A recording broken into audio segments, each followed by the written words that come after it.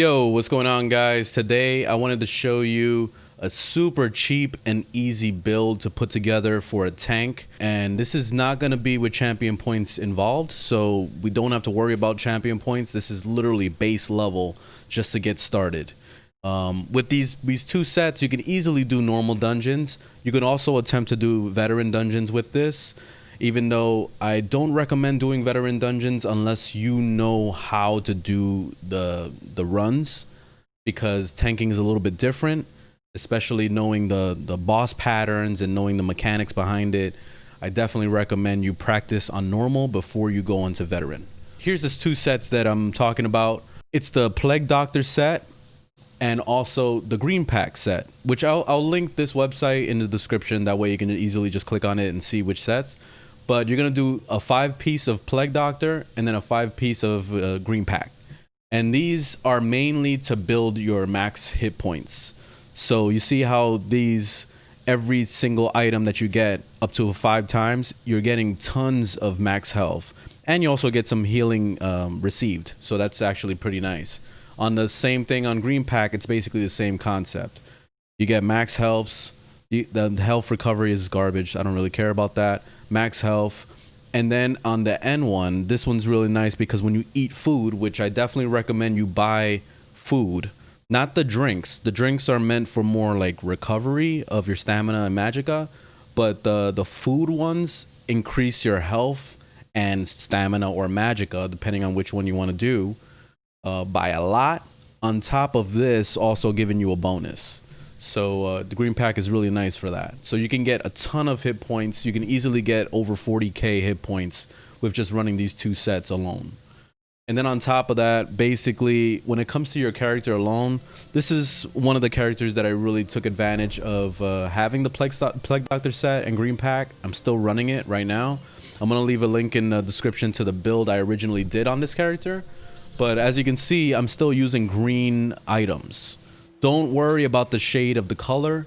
This is literally entry level. You can easily upgrade the greens to purples if you wanted to, and you can also change the bonuses on them via like the new updates that's been coming out.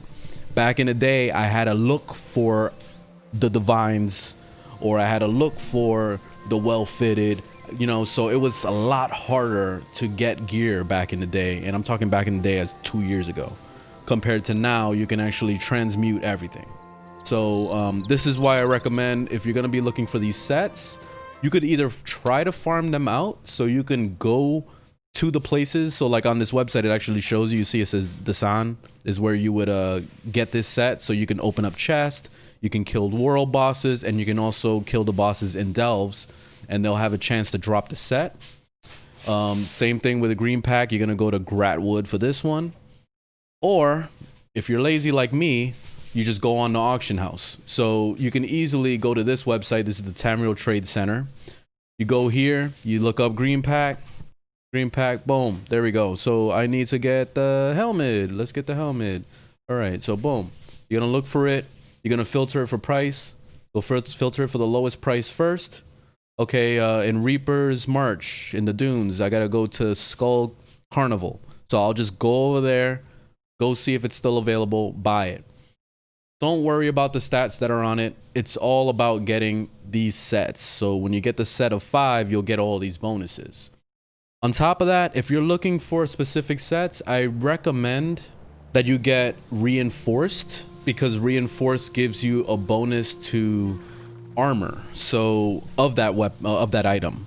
So basically, you see how the armor is 2,516. You can bump that up by having the Reinforced bonus instead of doing Divine. You don't want to do Divine unless this is going to be your end game gear and you already have champion levels coming in. So that's why I'm not talking about the champion points, because this is a base level tank build. This build can also be used while leveling. So don't get me twisted and think you have to be 50 to use this build. You could do this as soon as possible, probably even level 1. You could start doing this. You'll have to farm it out yourself though, because the chances of you finding the pieces at low levels is very rare. And there's not a whole lot of people that are selling it on auction houses, you know. So For that, you would have to farm it yourself. So to go to those zones that I told you about for each of those sets. And so let me just give you a rundown of the pieces.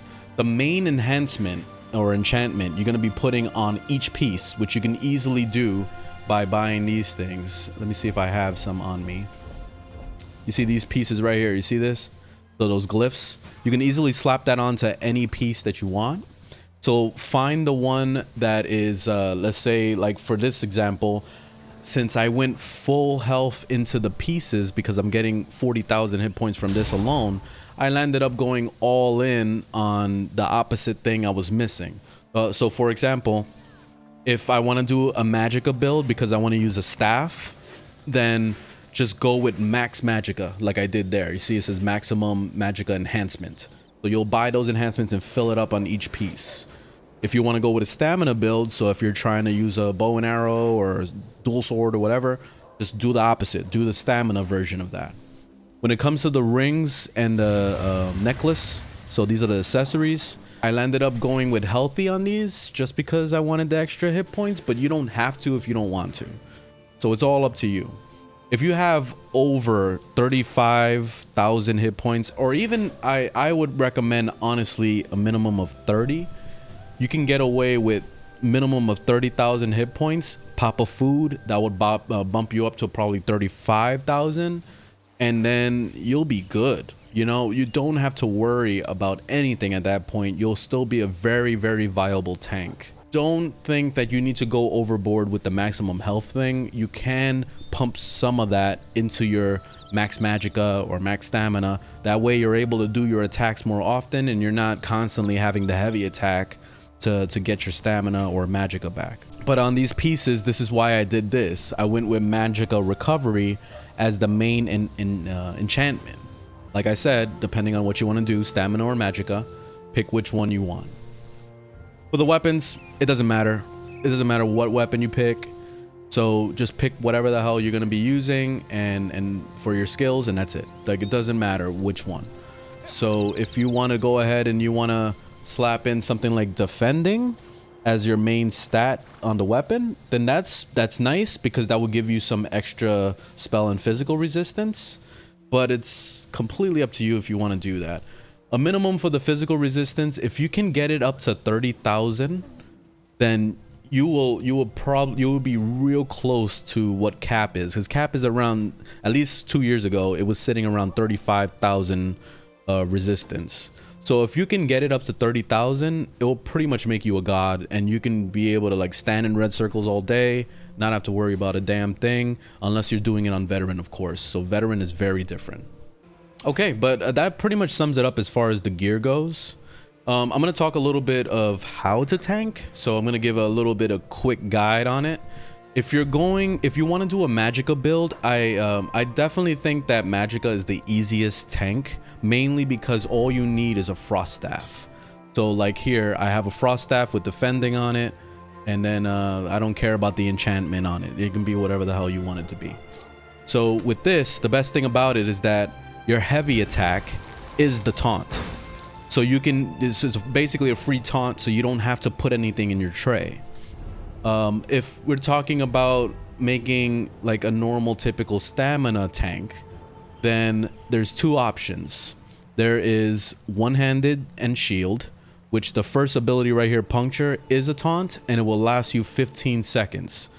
The next one is under Undaunted, so under the guild tab, Undaunted. Inner Fire, a very, very excellent taunt, probably the best taunt in the entire game because it's ranged and it's instant cast. So it's not like the ice staff where you have to sit there and cast like, you know, the heavy attack. So it takes a little bit extra time to do that. So that's time wasted into getting the, you know, the boss or whatever else aggroed.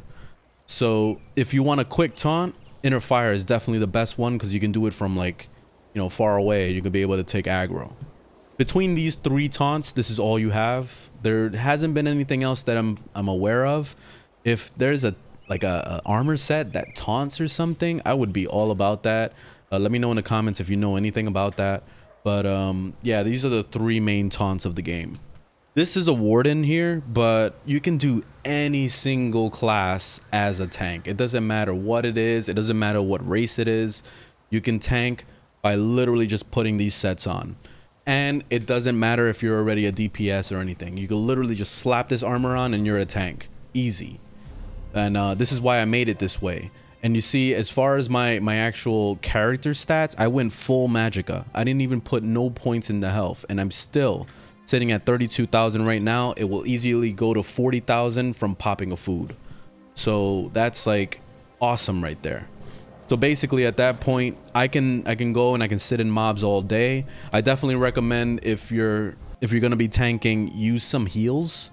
Buffs like this one that give you like the major resolve is really nice. This one gives minor protection as well. So this is a very strong one. So it's reducing damage, and it's also giving you more resistance to the damage. So this is a really awesome buff.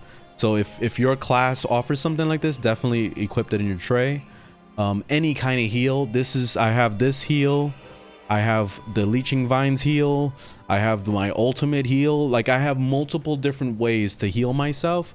So I made this class in basically the concept of I don't want to have to rely on a healer ever. That's basically the concept of this tank. You don't have to build it like this. If you trust your healer, go for it. But I never trust people. I'm sorry. I don't know how to trust people. So I always build my characters for being able to support myself. So that's the main reason why I take so many heals in my tray.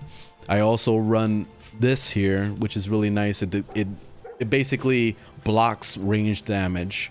So I plop the shield, and then anything that tries to hit me ranged, it ends up blocking all the damage. So it's pretty nice.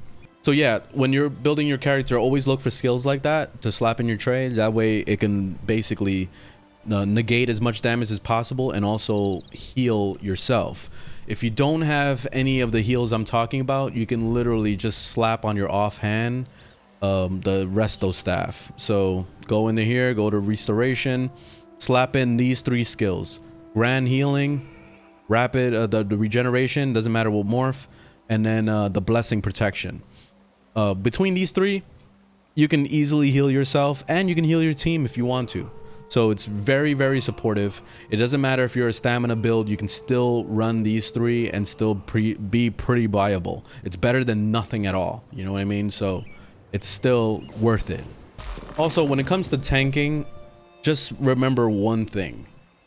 Always try your best to taunt the boss, and also target them away from the rest of your team. So if you can basically turn the boss around and have them facing a wall or facing the other side of where the DPS is normally going to be standing, then that would be best. There's some of the things that the bosses would do, like they would randomly target somebody else just to do a heavy attack or to throw red circles on the ground. Those are things that your team is gonna have to figure out how to avoid or to block.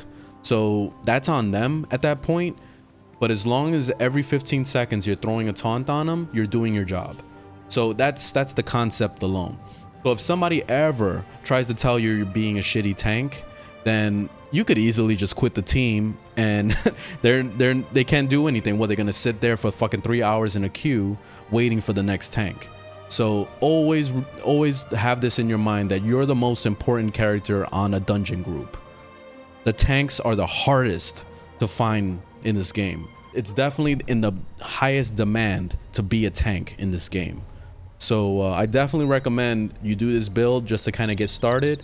Once you start getting more familiar, you could probably slap in some monster sets. I'm running a monster set. I'm also getting those divine pieces, which I don't really play this character that much, but every time I've played this character, it's like literally a god mode. So it's really, really awesome. So I hope you guys enjoy playing a tank. It's super easy in this game. Leave a comment below if you have any questions for me. I hope this build is helpful, and yeah, see you guys in the next video. Later, y'all.